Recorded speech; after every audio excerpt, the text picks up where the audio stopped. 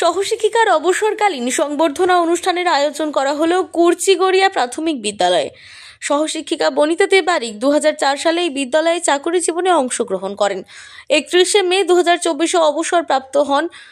কিন্তু স্কুল কর্তৃপক্ষ এবং গ্রামবাসীরা এবং ছাত্রছাত্রীরা সকলে মিলে অবসরকালীন সংবর্ধনা অনুষ্ঠানের আয়োজন করা হয়। স্কুল প্রাঙ্গণে মঙ্গলবার দিন রায়না সকাল শিক্ষা অনুরাগী বিশিষ্ট ব্যক্তিবর্গদের পাশাপাশি এলাকার বিশিষ্ট ব্যক্তিবর্গরা উপস্থিত থাকেন। তার দীর্ঘ 19 বছর ধরে শিক্ষকতা করাকালীন এই শিক্ষিকার হাত ধরে অনেক স্কুল ছাত্রছাত্রীদের হাতে ধরে তৈরি করেছিলেন।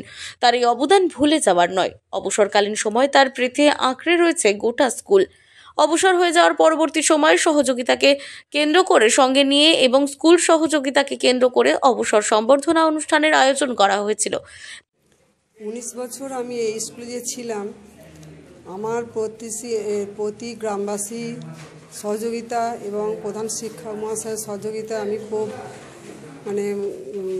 যত্নের সঙ্গে বা আপনার খুব ইয়ের সঙ্গে বিদ্যালয়টা সুষ্ঠুভাবে এই কাজ সম্পন্ন করতে পেরেছি।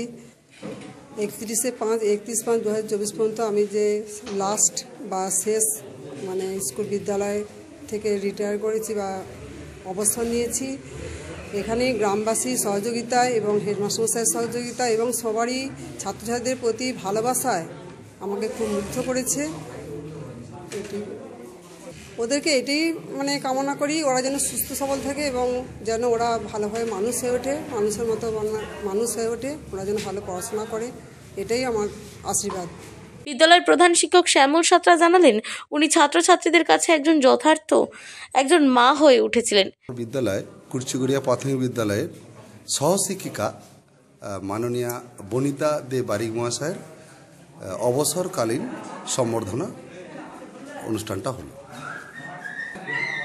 ম্যাডাম অর্থাৎ বনিতা দে বারিক মহাশয়া 19/11/2004 এই বিদ্যালয়ে যোগদান করেছিলেন। 31/5/2024 ওনার এই অবসর কর্মজীবন থেকে অবসর নিয়েছেন। তা আমরা এই মুহূর্তে এই দিনে ঠিক করি গ্রামবাসী এবং এলাকার মানুষ, শিক্ষানুরাগী ব্যক্তি, সমস্ত মানুষের সমবেত একটা সিদ্ধান্তে আমরা আজকের দিনটা 30/12/2024 আজকের দিনটায় ওনার অবসরকালীন যে সম্বর্ধনা অনুষ্ঠানটা স্থির করে আজকে দেওয়া হয়।